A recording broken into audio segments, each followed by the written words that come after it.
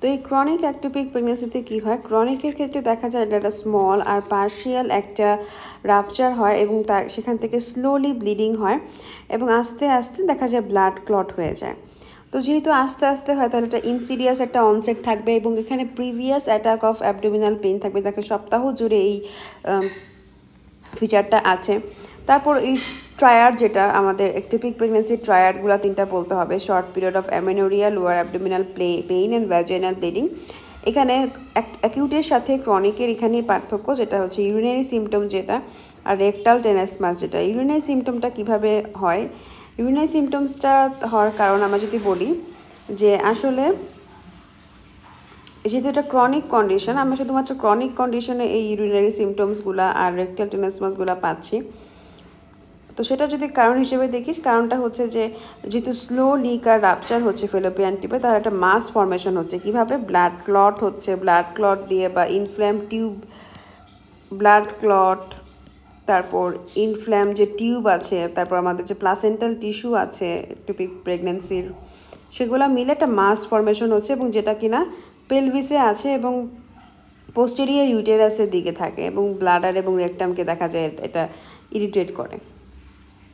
তো এই যে ব্লাডারে যদি প্রেস করে, তো ব্লাডারে হচ্ছে ফ্রিকোয়েন্সি অফ মিচুরেশন দেখা যায় যে বেড়ে যায়, একটু পরে পরে মিচুরেশনের জন্য আর্গ আসে। আর ডিসইউরিয়া যেটা, সেটা হলো দেখা যায় যে এরকম প্রেসের কারণে হচ্ছে এবং ইউরিনের রিটেনশনও সেম, ইউরোথোতে পেশেন্ট ব্লকের কারণে হচ্ছে। রেকটাল টেনেসমাস জিনিসটা হচ্ছে একটা continuous urge to pass stool but little comes out. তো এই যে মাস আর ব্লাড ক্লট আমাদের রেকটামে প্রেজেন্ট আছে, যেটা কিনা ইরিটেট করতেছে পেলভিক পেরিটোনিয়াম আর রেকটাল ওয়ালকে। ব্রেন চিন্তা করে যে রেকটাম তো ফুল, তো এটা যেটা একটা ফলস সেন্সেশন। তো এটা হচ্ছে জাস্ট লাইক যে পেলভিক ইনফেকশন অথবা এন্ডোমেট্রিসিসের মতো, মানে পেলভিক ইনফেকশন অথবা এন্ডোমেট্রিসিস থাকলেও রেকটামের আশেপাশে যে স্পাজম হয়, এই স্পাজম আর প্রেশারের কারণে, আর এই ক্ষেত্রে হচ্ছে অ্যাক্টোপিক মাসের প্রেশারের কারণে দেখা যাচ্ছে যে ব্রেন একটা ফলস সিগন্যাল যাচ্ছে যে something needs to come out. তো এই আগের মতোই যে সবগুলা হচ্ছে পেশেন্ট হচ্ছে ইল থাকে, পেলার থাকে, পালস রেট হাই থাকে, ফিচার্স অফ শক থাকে, সব ম্যাসিভ ব্লিডিংয়ের কারণে টেম্পারেচারটা রেজ হয়। এটা একটা পার্থক্য আমাদের অ্যাকিউটের সাথে ক্রনিকের। তো এই যে ক্রনিক অ্যাক্টোপিক প্রেগনেন্সি দেখার আগে তোমাদের কাছে অনুরোধ রইল অ্যাকিউট অ্যাক্টোপিক প্রেগনেন্সি যাতে পুরোটা দেখে আসো, তাহলে ক্রনিকটা বুঝতে ইজিয়ার হবে। টেম্পারেচারটা কীভাবে এখানে 38°C হয়ে যায় এবং ক্রনিকের ক্ষেত্রে অ্যাকিউটের ক্ষেত্রে কেন হয়নি। তো অ্যাকিউটের ক্ষেত্রে আমরা জানি যে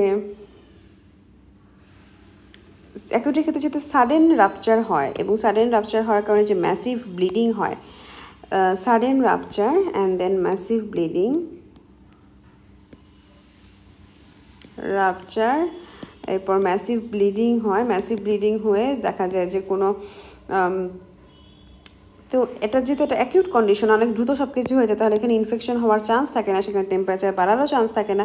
বাট ক্রনিক অ্যাক্টোপিক প্রেগনেন্সি থেকে এটা ব্লাডটা কালেক্ট হয়, পেলভিসে থাকে এবং অর্গানাইজ হেমাটোমা ফর্মেশন হয়। তো আস্তে আস্তে এটা কিন্তু ইনফেক্টেড হয়, ইনফ্ল্যামড হওয়ার চান্সেস থাকে, পেরিটোনিয়ামকে ইরিটেট করে। তাহলে এই যে ইনফেকশন হওয়ার চান্সেস থাকে, সময় থাকে, সেই কারণে টেম্পারেচারটাও বেড়ে যায়। ইনফেকশন হলে আমরা জানি টেম্পারেচারটা বেড়ে যায়। আর মাসেল গার্ড থাকে, টেন্ডারনেস থাকে, যে আস্তে আস্তে ইনফ্ল্যামেশনও হচ্ছে, মাসেল গার্ড আছে লোয়ার অ্যাবডোমেনে, টেন্ডারনেস তো আছেই, যেহেতু ইনফ্ল্যামেশন আছে, টেন্ডার একটা মাস আমরা পাবো লোয়ার অ্যাবডোমেনে, যেহেতু একটা একটোপিক মাসের ব্যাপার আছে এখানে। আর কুলেন্স সাইনটা একটু আসি, এটা কিন্তু আমরা পাইনি অ্যাকিউটের ক্ষেত্রে, এটা হচ্ছে ক্রনিকের জন্যই আলাদা কুলেন্স সাইন। ইভেন এই যে মাসেল গার্ড, টেন্ডার একটা মাস, এগুলোও। তো কুলেন্স সাইনটা হচ্ছে একটা bluish discolouration around the umbilicus. এটা হচ্ছে cause by tracking of the blood to the fascial planes to the subcutaneous tissue. মানে হচ্ছে ব্লাডটা হচ্ছে পেরিটোনিয়াল ক্যাভিটিতে লিক করে, আমরা জানি ক্রনিক অ্যাক্টোপিকে। তো স্লো আর রিপিটেড মাইনর ব্লিডিং হতে থাকে, তো ব্লাডটা কালেক্টেড হয়, অর্গানাইজ হয় এবং অ্যাবডোমিনাল ওয়াল টিস্যুতে গিয়ে জমা হয়। আস্তে আস্তে যে ব্লিডিংগুলো হচ্ছে একটা স্মল রাপচারের কারণে, একটা ছোটো রাপচারের কারণে আস্তে আস্তে অ্যাবডোমিনাল ব্লিডিং হচ্ছে এবং সেটা হচ্ছে আস্তে আস্তে জমা হচ্ছে, জমা হয়ে অ্যারাউন্ড দ্য অ্যাম্বিলিকাস এখানে একটা ব্লুইশ ভিজিবল একটা ব্লুইশ ডিসকালারেশন এখানে দেখা যাচ্ছে। তো তাহলে বাই ম্যানুয়াল এক্সামিনেশনে কি দেখবো যে এখানে হচ্ছে ভ্যাজাইনা মিউকাসা পেল থাকবে, ইউটেরাসটা হচ্ছে নর্মাল আর বাল্কি, এগুলো সব অ্যাকিউটের মতোই।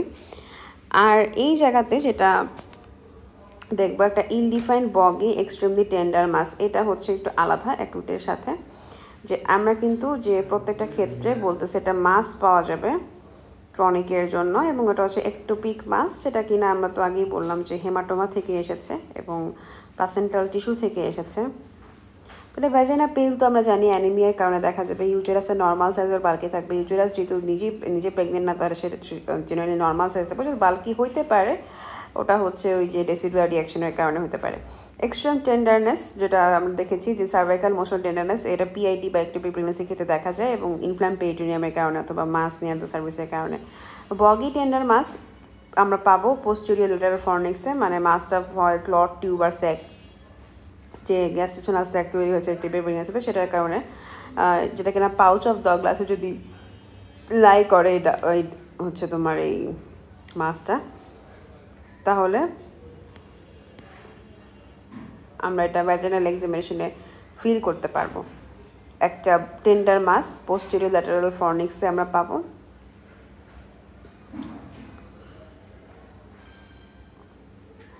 এবং হচ্ছে এটা পাউচ অফ এক্সটেন্ডেড তো পাউচ অফ ডগলাস পর্যন্ত চলে যাবে মাসটা।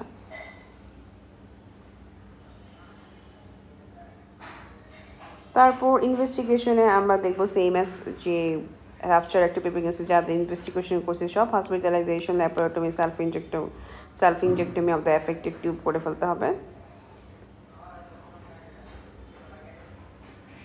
তো এই যে ড্যামেজটা হচ্ছে এটা বিয়ন্ড রিপেয়ার, তো এটা রিমুভ করে ফেলা পুরো টিপটা, সেটা হচ্ছে মোর ইম্পর্টেন্ট।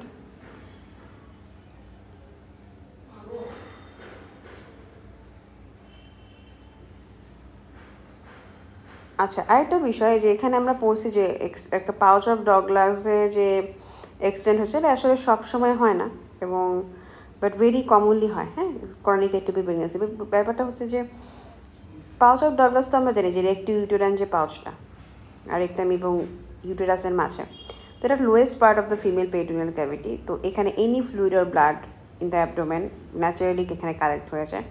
তো এখানে অ্যাকিউটের ক্ষেত্রে যে ম্যাসিভ ব্লিডিং হয়, তো তখনও কিন্তু ব্লাডটা পাউচ অফ ডগলাসে অনেক বেশি পরিমাণে জমা হয়েছিল। তো পার ভ্যাজাইনাল এক্সামিনেশনে আমরা একটা টেন্ডার মাস পেয়েছি বিহাইন্ড দ্য ইউটেরাস। আর ক্রনিকের ক্ষেত্রেও হচ্ছে আমরা দেখবো যে একটা রিপিটেড স্মল ব্লিড হবে, ব্লাড ক্লট হবে, ব্লাড ক্লটগুলো আছে হেমাটোমাগুলো হচ্ছে পাউচ অফ ডগলাসে অর্গানাইজ হবে এবং ওখানে একটা পেলভিক মাস আমরা পাবো যেটা কিনা টেন্ডার হইতে পারে। এবং ওই পেলভিক মাসটা যেহেতু পাউচ অফ ডগলাসে আছে, সেটা কিন্তু পেছনের রেকটামকে প্রেস করে ওই যে রেকটাল টেনাস মাসের একটা ফিল দিতে পারে।